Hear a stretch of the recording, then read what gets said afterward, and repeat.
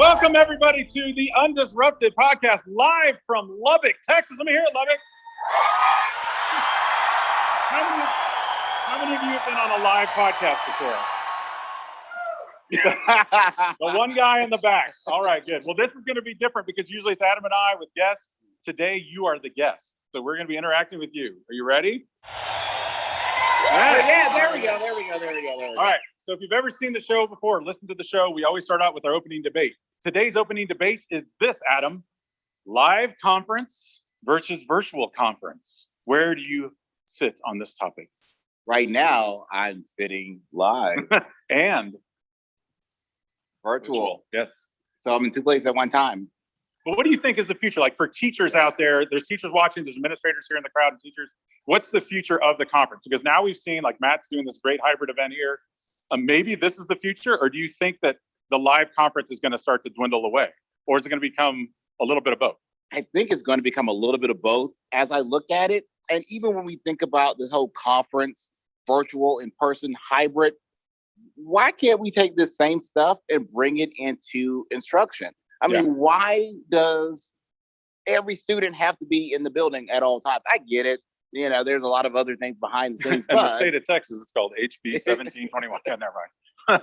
I mean, some of you know what I'm talking about. It could work. I mean, if we get better at this, because here's the thing, this is the worst version of this we're ever going to see, because it gets better each time, each year.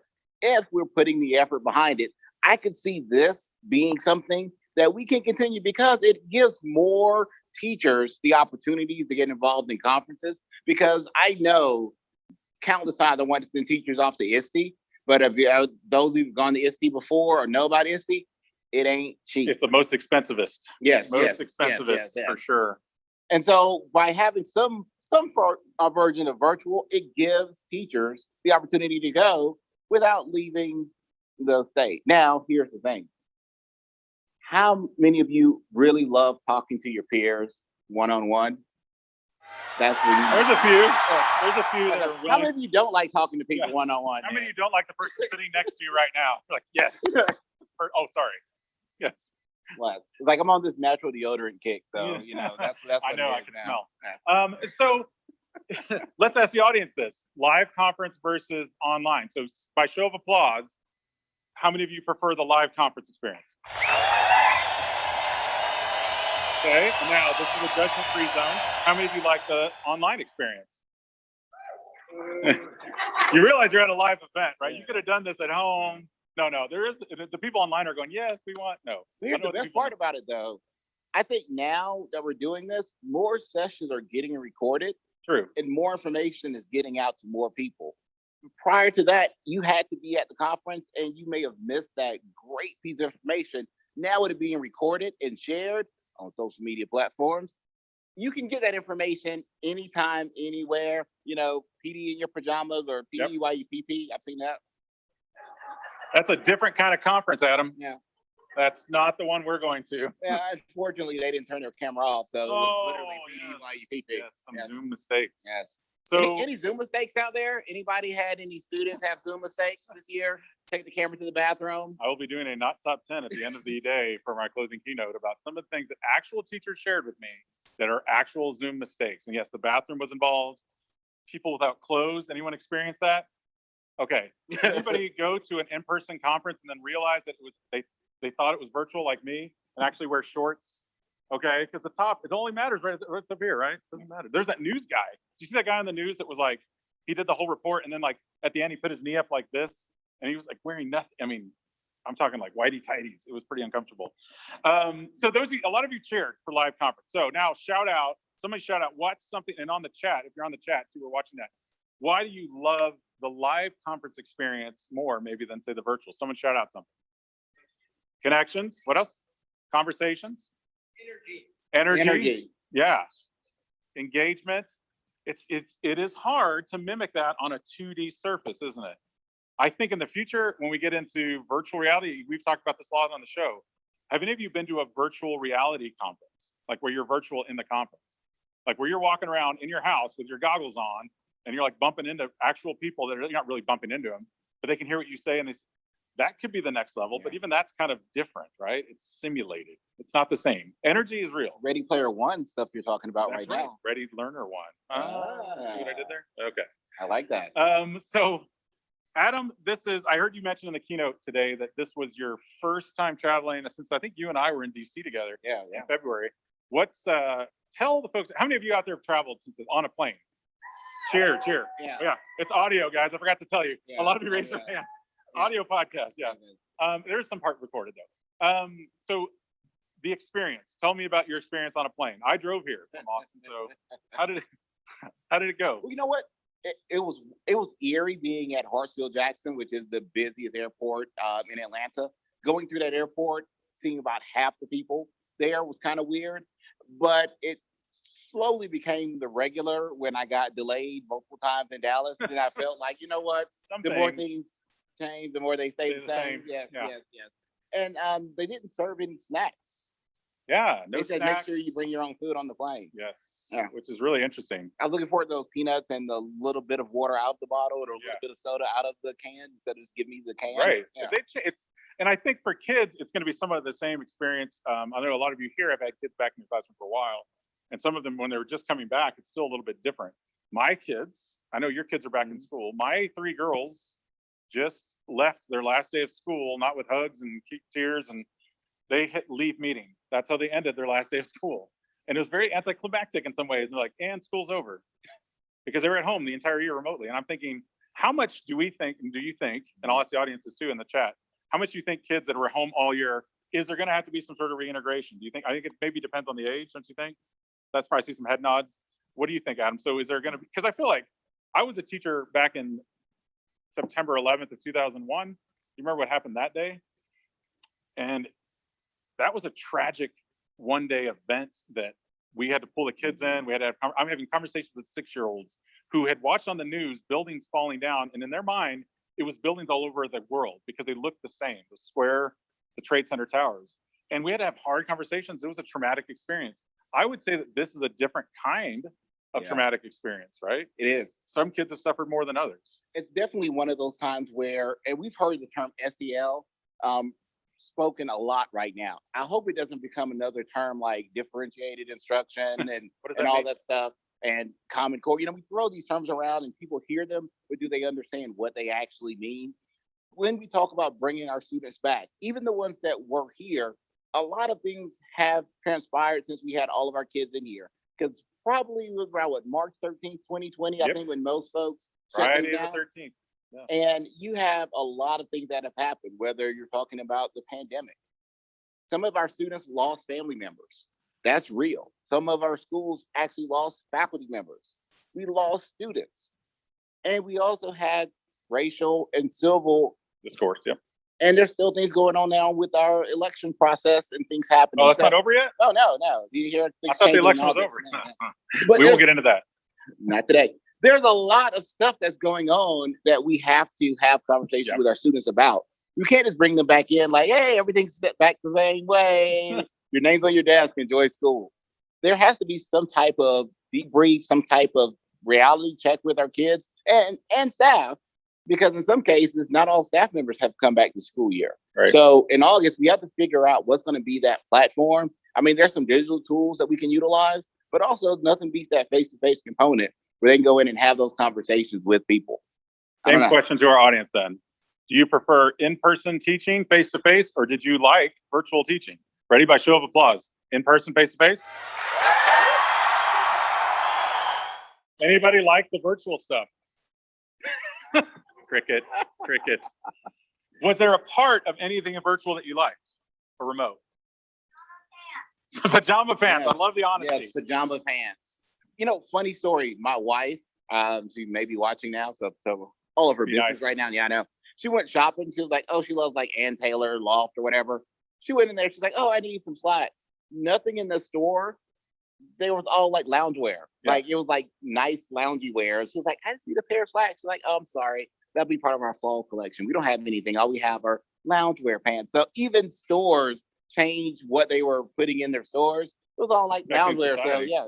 I mean, I have some yoga pants. You want to see them? No. Okay. No Lululemon for Adam.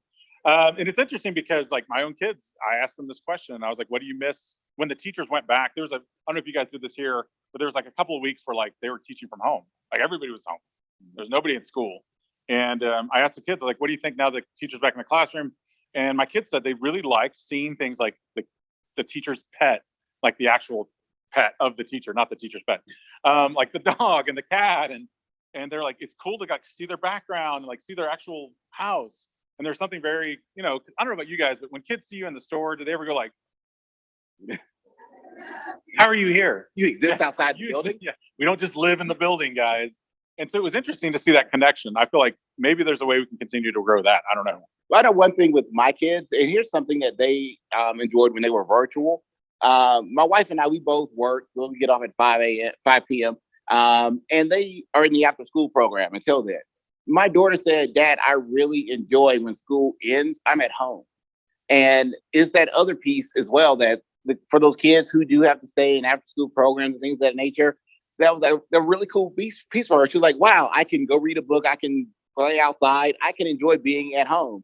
And for her, she wanted to stay virtual because she appreciated that time of when school ended, school actually ending and not being in that space anymore. So that was something that I didn't even think about as a parent, even though she enjoyed being around her friends. When we went back, she was like, I kind of hate that I'm not at home at 3:00 being able to enjoy things. I'm like, time. Yeah, me too. But, My oldest daughter is a teenager, and she enjoyed the fact that, her school starts at 8:15, which meant she got up at 8:15. Yes, there's no waking up. It's like she could just be a little hooker online. Come on, I had to say at least one. I had to get that out. No, but I started thinking, especially with teenagers, a lot of research that shows that they need that extra sleep. They need a later start. So I wonder if, and I know the legislature plays a big role in this, but I wonder if there's opportunity. And I know of schools that are doing this in certain states where you can have a 0 period or 0 hour, which is your soft start of the day. So maybe school starts at 9 for some kids, but then some they start at 10. Like they have an online component that they finish at home and then they get to go to school later. I'm thinking high school here, guys, not necessarily kindergarten. So that would be fun, but interesting. Any of you experienced anything like that? Have you heard anything like that out there? No? Not here? Not here, Carl. Have you seen the bill? As a guess, I know the bill. We're not allowed to virtual teach next year. We've been told, slap on the hand. But I think there's still ways you can bring that into your classroom, even if you're in a physical presence. And I agree with a lot of you guys, the physical experience, just like the conference, you can't really mimic it greatly online. So having, I don't know, I feel like there's that soft part of teaching, you know what I'm talking about, the art and the science of teaching. When you walk around a room, you can kind of tell what kids are paying attention, what kids are getting it, what kids are not. It's a lot harder to do virtually when they're just a black icon on a screen and you don't even know if they're listening to what you're saying. So I think that's something we're gonna have to work on this coming up. Yeah, definitely. But I do look at, I think this past year, we've probably had more contact with parents than ever before. And I know some teachers now will probably do parent conferences via Zoom hangouts or meets in the future. How about y'all? That's how you plan on doing your meetings with parents? Who likes the virtual parent virtual parent meetings? Oh, I'm sorry. Cheer. I forgot we're on the line. All right. Some of you still, not as much though. That's about half. Some of you still prefer like the in-person parent. I think you could have both. I think there's a good place for both. We had 5th grade graduation. Y'all ever do that? I know we're not supposed to call it graduation. Promotion, celebration. When my daughter graduated 5th grade last year, we did it all online, of course. And we didn't have to fight for parking spots or those 3 chairs at the front that everybody covets and they take the reserve sign off. So it was kind of neat because my parents could join in on Zoom. So I'm like, I wonder if there's a future where you could still do that online graduation along with regular graduation. Yeah, and that's kind of like keeping the good things as we move forward. When we look at it as educators, education is this very middle class thing that we have, right? And so we think we have these events after hours, after regular work hours. Parents are supposed to come, whether it's the PTO meeting, your conferences, they're supposed to come. And when they don't come, some teachers feel some kind of way when parents don't show up, not realizing some parents may work 2 jobs. They may not have the flexibility to leave to show up at these various events. So by now streaming it online, where you have some of our parents who have a job where they have a 30-minute to 2:15s. So if they can do their break around that time, they can hop on a quick hangout, Zoom, whatever, and they can see that their kid up there in the program singing, Old McDonald had a farm, whatever that thing is. Old McDowell's had a big Nick. Those of you listening, I am wearing my McDowell shirt from Coming to America. So big shout out to McDowell's. But they could do it asynchronously too, Yeah. so they could watch the recording of it later. Yeah, that's an interesting. I wonder if the future, what we're going to do with the recordings of all that, because there's also this whole premise of like now everybody's online. Yeah. And so now everything's being captured online. We had this interesting thing happen. We did this thing with our middle school kids. I don't know if you guys ever tried this. We had them all Google search themselves. By the way, by applause, have you ever Google searched yourself? All right. Now, by applause, have you ever Google searched your kids' teachers? The trick is to We're the go. only two. Trick is to click on images. Yes. Have See you? what comes up? But how many of you think your students have YouTube or Google searched you? Yeah, probably. Yeah. And it's interesting now. We have all this stuff is moving online, data, video, everything. And this last year, it's going to be a different world going forward. We have to figure out. Do you guys still sign? We have that whole like sign they cannot post or do not publicize the DMP. Yes, I see some head nods.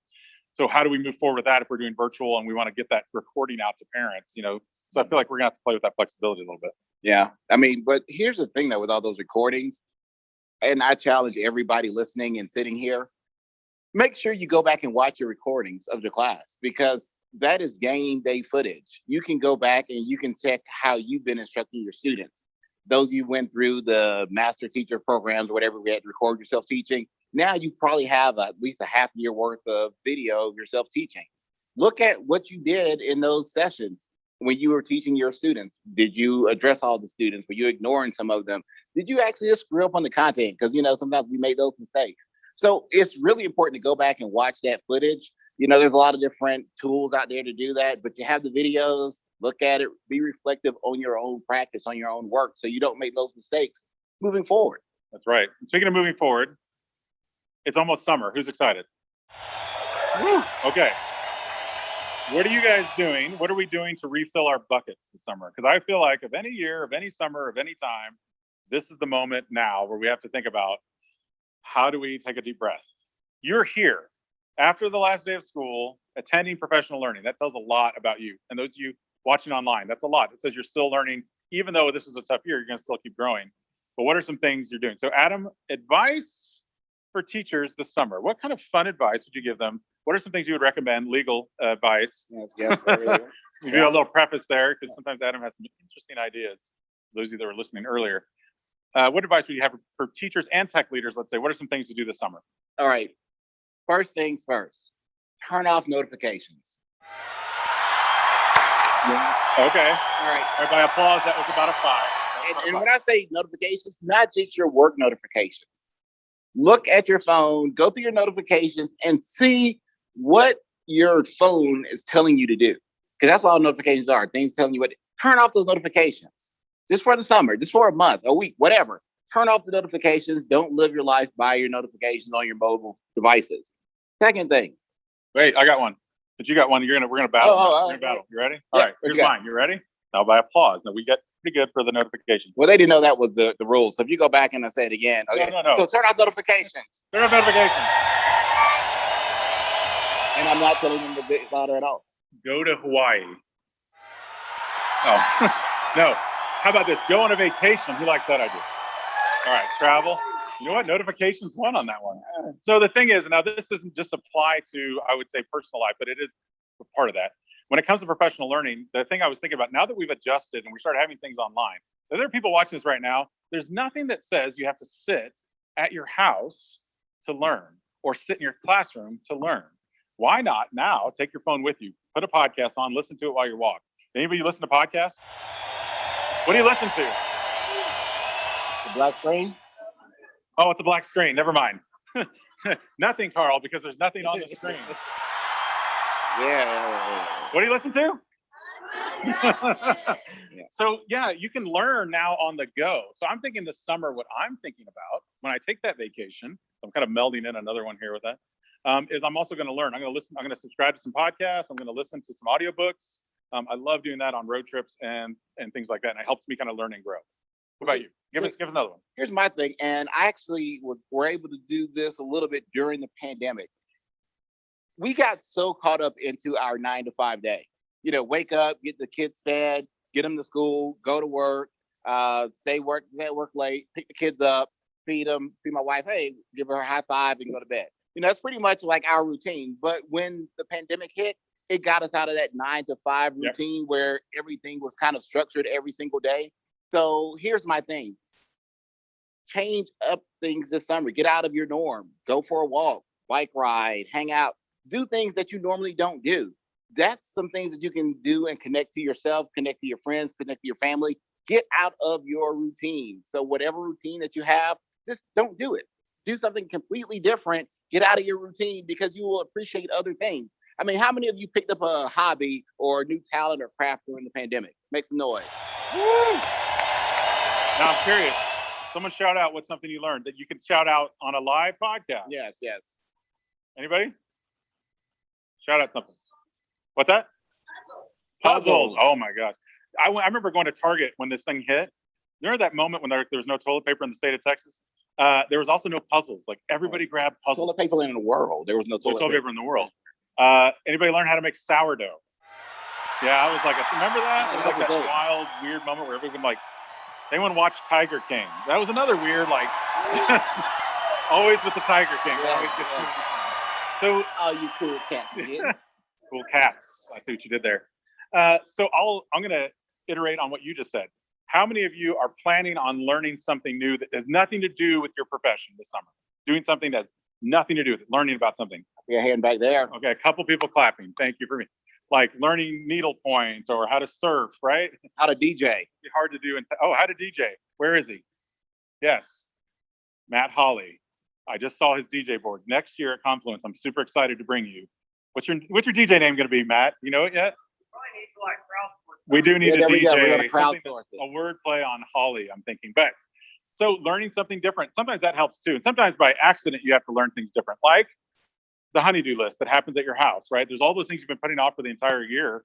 And now you're going to have to kind of tackle those this summer. There's a lot of that working on in our house. What about you? Yeah, like I'm trying to think. The biggest thing that I did, I got a new bike, but not just any bike. I got a BMX. yeah. Got to have the BMX. I just see him in this outfit. And is it like one of the little BMX bikes? No, I got a grown up. No, I think you should get the small one. And I want to see you riding around Georgia in that outfit on a little tiny bike. That could go viral. You could be on the stand-up mode or TikTok or whatever. Yeah. Yes. Make up your own dance. There we go. I'm trying to think of any other hobby that I picked up. You know what? Just reading more, I think. Yeah. I'm gonna write a book. He's gonna write a book. Yeah.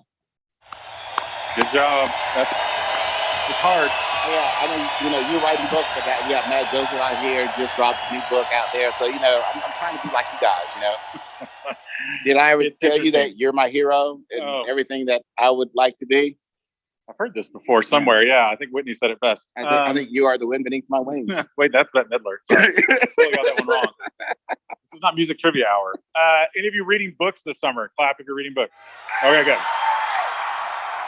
Your book has pictures. Does your book have pictures? What's that? 50? Never mind. That's a different book. Any of you reading professional books this summer by show of applause? Okay. I think someone in the crowd just said, ew. Yeah. That's okay. This is honest. How many are reading just like personal fun books? Something crazy fun. All right, good. If you're watching, go ahead in the chat and throw up a book, not throw up. Actually, type a book in there that you wouldn't mind sharing that we should be reading. Because I know I think I'm reading Upstream. That's it. Yeah, I just finished the Obama book. So yeah. Have you been shamed online? Have you ever read that book? It is an interesting one. It's all about what's happening right now in culture so there's two things that happen in culture. Somebody posts a picture and does something silly and they post it on social media. And adults do this, right? All the time. And what's interesting about this book is it doesn't take that. It takes what happens what are all the other people doing? So when somebody does something inappropriate, everybody else piles on top of them and like tries to destroy their absolute life, either cancel culture, whatever you want to call it. And it's interesting because this book goes into psychology of what groupthink is. And it's the same thing as bullying in schools. It's where somebody messes up and then everyone's like, and then everyone else sees other people going, and they all start doing it and they don't even know why they're doing it. And it's an interesting psychological thing. So I'm reading a lot about that right now. And hopefully I won't make those same errors because I've done a few like with my shorts today. I mean, there's different things, but we all make mistakes online. I mean, you could have worn those pants that you had. Yeah. Oh, okay. So real quick, this is a travel story that I'll just share with this crowd and everybody online. This is my first conference since Confluence of last year. Woo! Okay. Threw my suitcase together, grabbed some pants out of the dry hamper that we hadn't quite put away yet. Showed up this morning, went to put on those pants, and I only got like barely my foot in. I was like, what is, I was like, these are my wife's pants. So, yeah, I have shorts on today because I was wearing, you would not have wanted to see me in my wife's pants. It was not fun. Hey, I told you, man, skinny jeans are in. That's what the kids are rocking nowadays. You know? That's like next level because I think these things have been bursting at the seams. But see, you know, but you're a girl dad. I am. So, you know, you should wear that next time, you know, if the teenager is starting to put on the little tight clothes, you'd be like, hey, honey, this is what I'm wearing to take you to school. I'm sure that'll go over like a part in church. That'll be really good. Yeah, that'll be awesome. I do have my toenails painted, but I'm not going to show them that. All right. Well, we're wrapping up, everybody. We want to thank you guys for being a part of the Undisrupted podcast. Thank you for joining us. And our listeners out there, be sure to subscribe and give us a follow and a review. We'd appreciate it. We might even give you a shout out on the featured show. Thank you. Those of you live audience members, give yourselves a hand. People on the Zoom, give yourself the applause emoji or whatever you can do. +1, yay. He's Adam, and you can follow him at AskAdam3. And he's Carl, and you can follow him at Mr. Hooker. And remember, ladies and gentlemen, we are better together. And we are better. Thank you, everybody. Sign off. It is lunchtime. Go enjoy those food trucks. This podcast is made possible by the generous support of Amazon Web Services.